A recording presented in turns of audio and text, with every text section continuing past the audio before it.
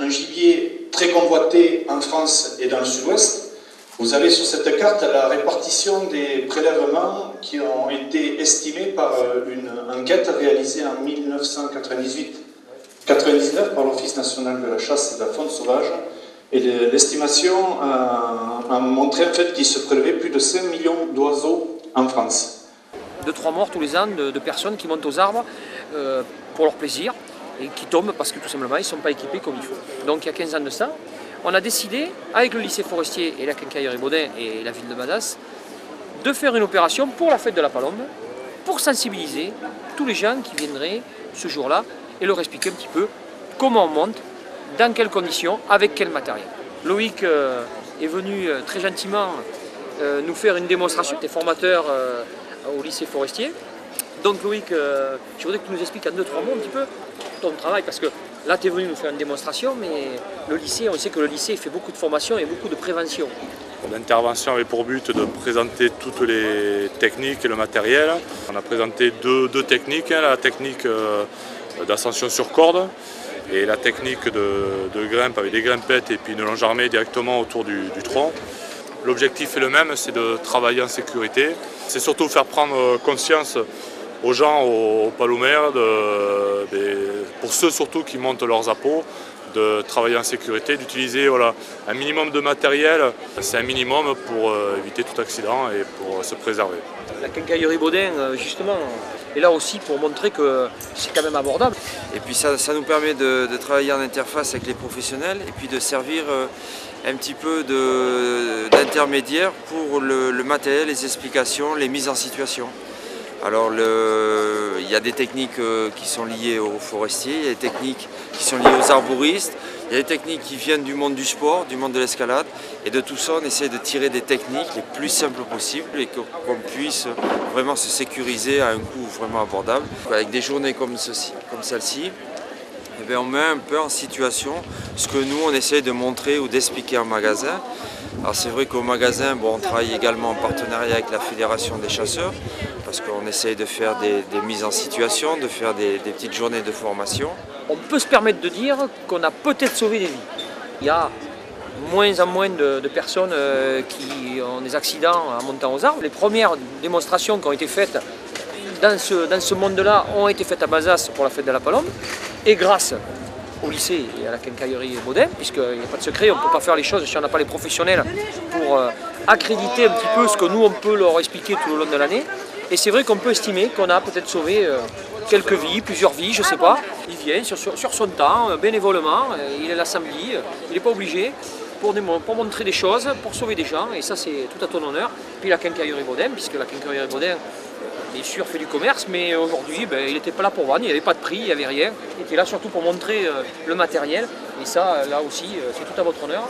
Et bien, moi, je n'ai qu'une seule chose à dire. À l'année prochaine. À l'année prochaine. Merci beaucoup. Merci Loïc. Merci. Ciao. Bonjour Jérôme. Bonjour. Alors Jérôme, en 2-3 mots, tu es technicien à la Fédération de chasse de Gironde. C'est ça. Toi, tu t'occupes de tout ce qui est comptage, tout ce qui est statistique, entre autres, bien sûr. On a appris des choses très intéressantes sur la chasse à la palombe. Et là, aujourd'hui, j'ai vu des chasseurs très intéressés. Ça fait plus de 30 ans qu'on travaille maintenant sur cette espèce avec les fédérations départementales des chasseurs, des Landes, du Gers, d'Aquitaine et du Midi-Pyrénées. Et toutes ces informations maintenant que l'on a acquises pendant de nombreuses années nous donnent des résultats assez intéressants et on commence à comprendre en fait ce qui se passe un peu sur cette espèce, bien que plus on étudie, plus on sait qu'en fait il y a encore beaucoup d'incertitudes et d'inconnus. C'est ce qui fait son charme, parce que si on savait tout, ce serait dommage quoi, en fait. Voilà. Donc on avait envie de venir pour parler en tout cas de ce que l'on sait. J'ai l'impression effectivement que les chasseurs ont été surpris par les choses que l'on a expliquées, mais en fait on n'a pas la prétention de tout savoir et de tout connaître. Mais en tout cas on a quand même maintenant des schémas qui commencent un peu à bien se dessiner. Ça évolue, on a des palombes qui nichent maintenant chez nous, il y a le réchauffement de la planète. Tous ces travaux que l'on a fait pendant de longues années, on a un peu plus de recul par rapport à tout ça et on est beaucoup plus à l'aise maintenant pour pouvoir mieux parler en tout cas de cet oiseau.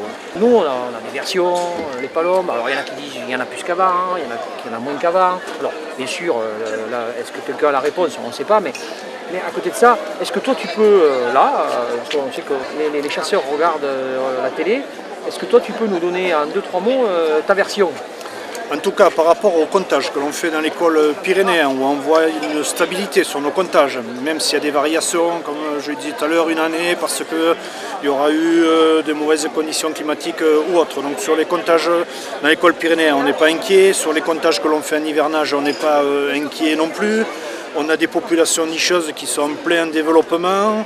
Les tableaux de chasse, on les suit depuis plus de 25 ans maintenant, sont toujours identiques, voire meilleurs. Donc on n'est pas inquiet, on n'est pas inquiet sur cette espèce. Jérôme, moi j'ai 2 questions, 2 petites. Alors je sais un oui, c'est un non. Est-ce que tu reviens l'année prochaine pour la fête de la Palombe? De suite. Bon, alors on a déjà un oui, c'est déjà pas mal. Tu es un amoureux fou de la Palombe là? Et je suis tombé dedans.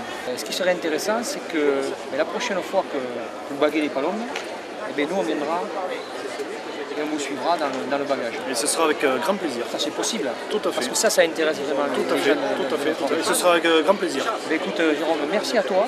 Merci à toute ton équipe, parce que je sais que tu n'étais pas tout seul, et tu es venu plusieurs fois, etc.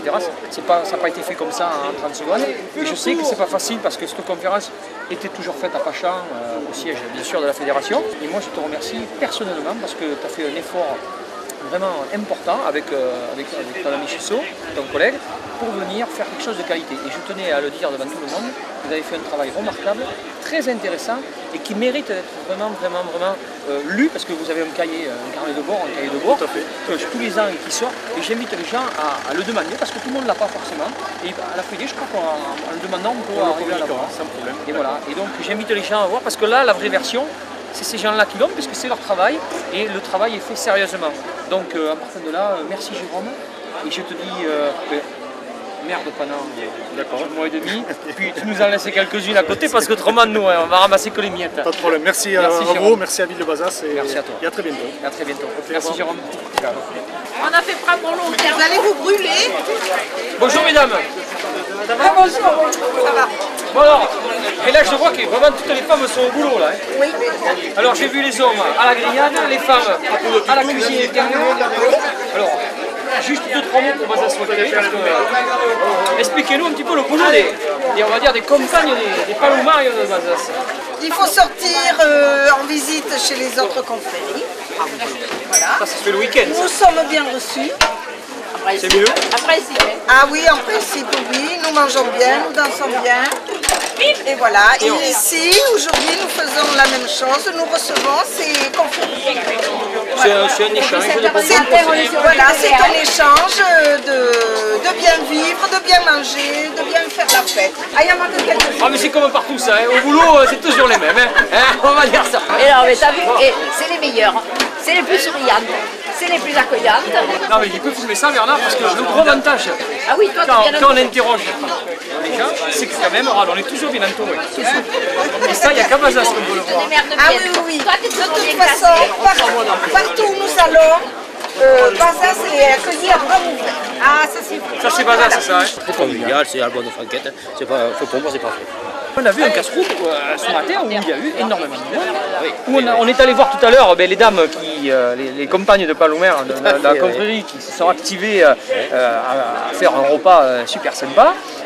Donc ce matin, on va dire, tout s'est hyper bien passé.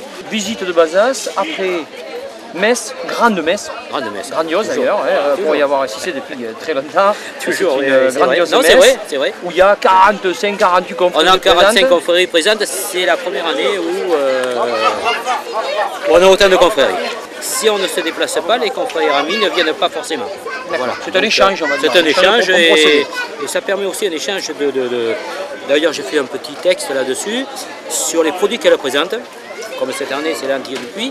On a dégusté leurs lentilles, qui étaient très bonnes d'ailleurs. Et après, il y a les intronisations, où là, le grand maître va introniser, on va dire, 16, 17 ou 18. On est déjà à 18 intronisations. 18 intronisations.